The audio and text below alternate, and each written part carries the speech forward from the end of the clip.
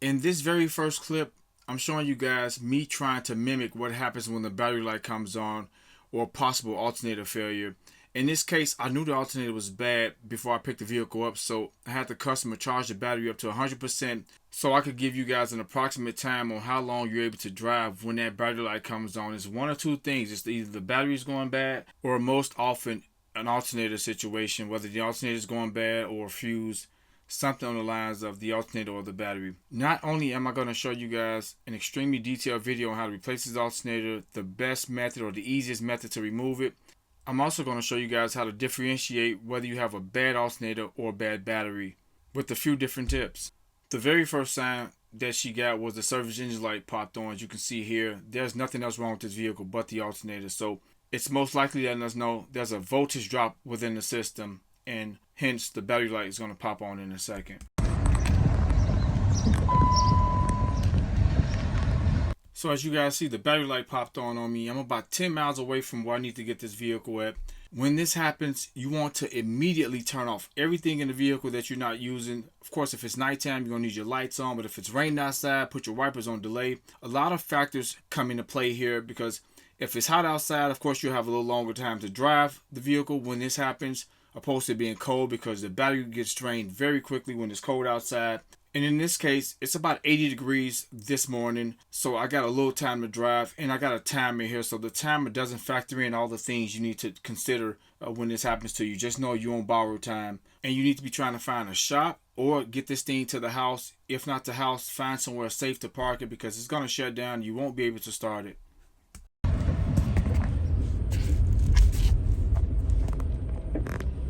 So here I'm starting the timer to give you guys an approximate time. Like I said, there's a lot of things to factor in. It's 80 degrees outside now. I'm starting to sweat in the vehicle because I rolled the windows up in the event I lose power and I park the vehicle in a place that I'm not familiar with or in a parking lot until I get the vehicle towed home. Now I'll be able to lock the vehicle up without the windows being rolled down or worried about somebody going inside the vehicles because the windows are rolled down. So just some smart reactions when things like this happens you have to pay attention to. And finally, here are a couple tips that I'm going to share with you guys to kind of differentiate if your battery is bad right now during this time or your alternator is bad. I want you to turn the wipers on high. They should work as they normally. This will be a telltale sign that you have a battery issue. If the wipers work normally, just say you power on the lights and the wipers and the radio, the heat full blast, and everything's working fine, but the battery light's on, 9 times out of 10, your battery is bad. And vice versa. You turn on everything and the wipers are moving extremely slow and not functioning at all. The heat's barely coming on, or your light's not working and it's starting to lose acceleration. You know you have an alternator issue. That's how you differentiate the two. That's a telltale sign of both in either case. So here I'm showing you guys I made it to my destination in the 24-minute mark.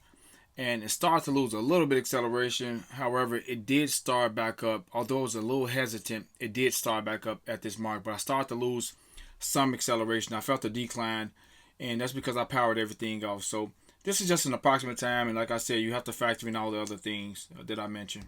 With that being said, I hope you found these things helpful. Now let's jump into the detailed video.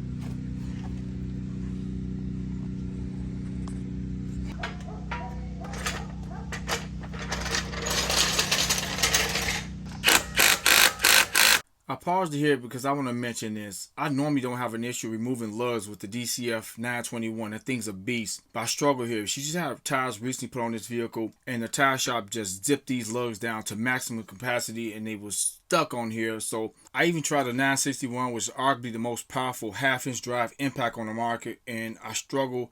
Not so much struggle. I didn't want to break the lugs. This thing is just break the whole stud off. So just try it a little bit here. Eventually I have to move them with the breakup bar. But a lot of these tire shops just tighten lugs down to the maximum capacity of the tool they're using, which can be a huge problem or an issue in the event the customer catch a flat in the middle of the road and can't get their tire or wheel off to change their spare out.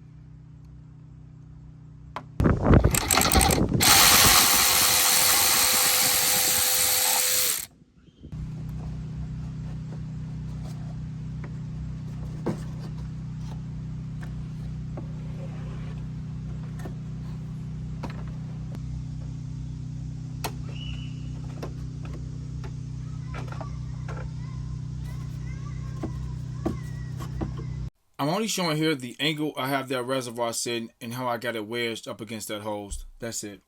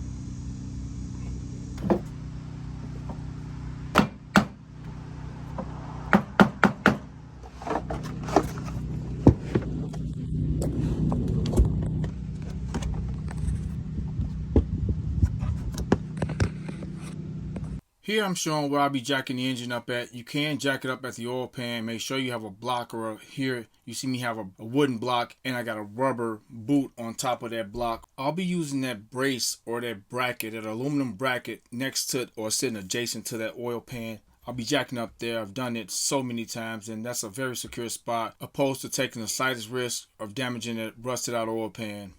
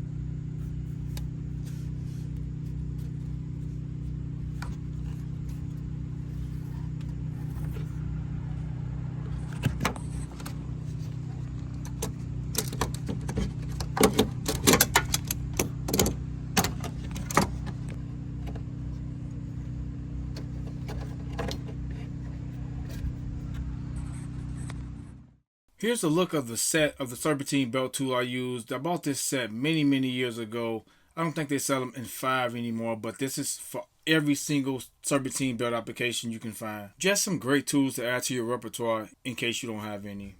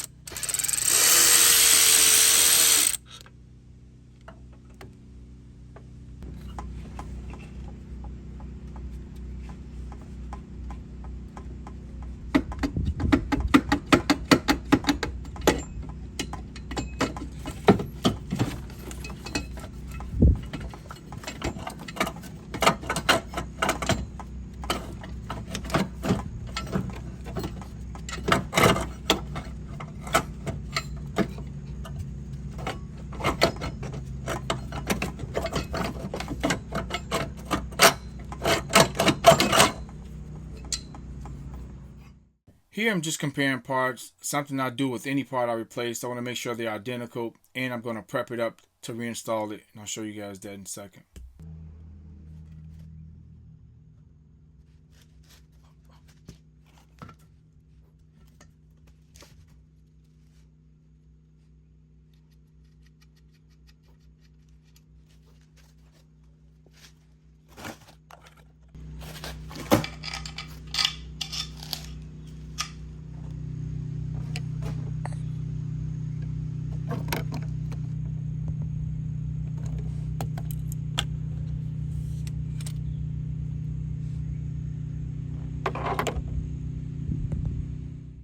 Here you want to screw that bolt in just a couple times just to hold that nut into place. It mounts onto that brace. That brace mounts underneath that bracket there. You want to make sure there's enough room so it can slide under that bracket without screwing it in too tight. So I'll show you guys a little closer when I install it.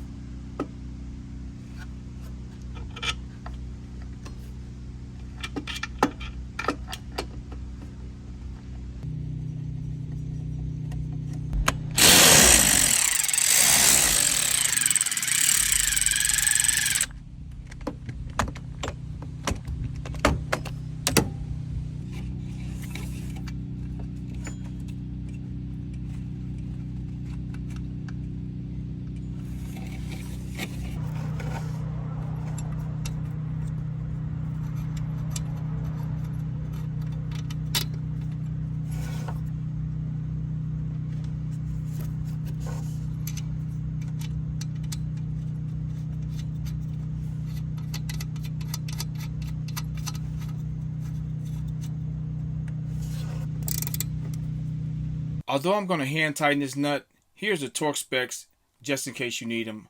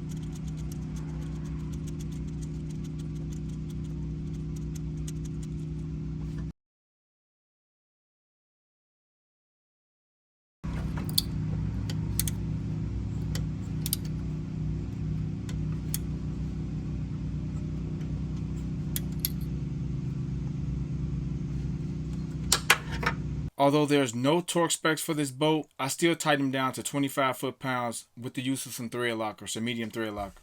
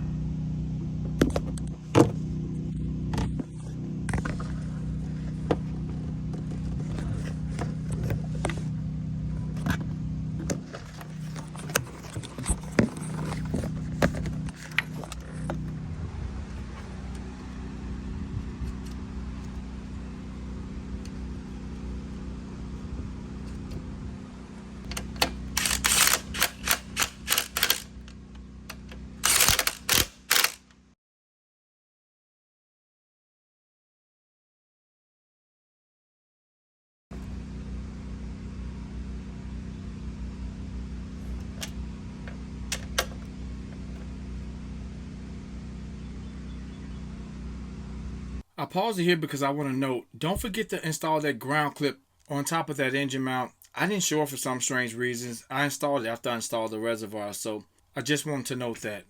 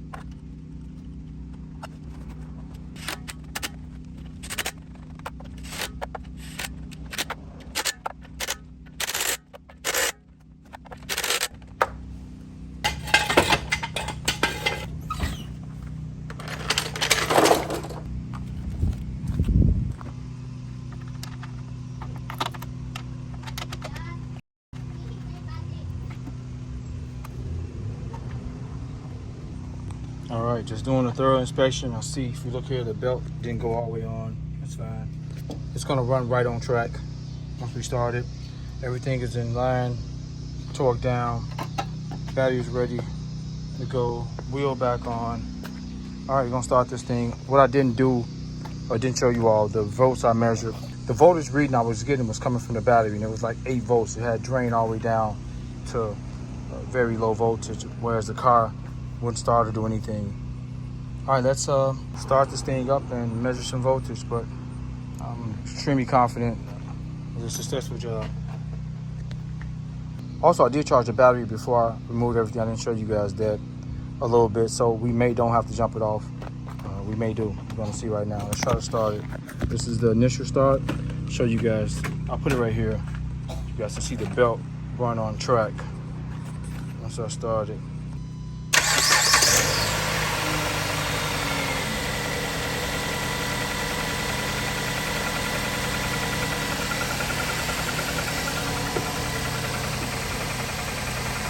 I get initial voltage.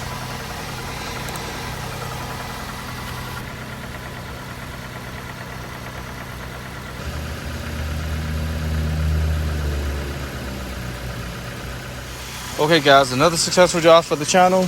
Hope you guys found it helpful. Thank you so much for watching. Hit that like button for me. It helps my channel out a lot. It helps me a lot. I really appreciate it.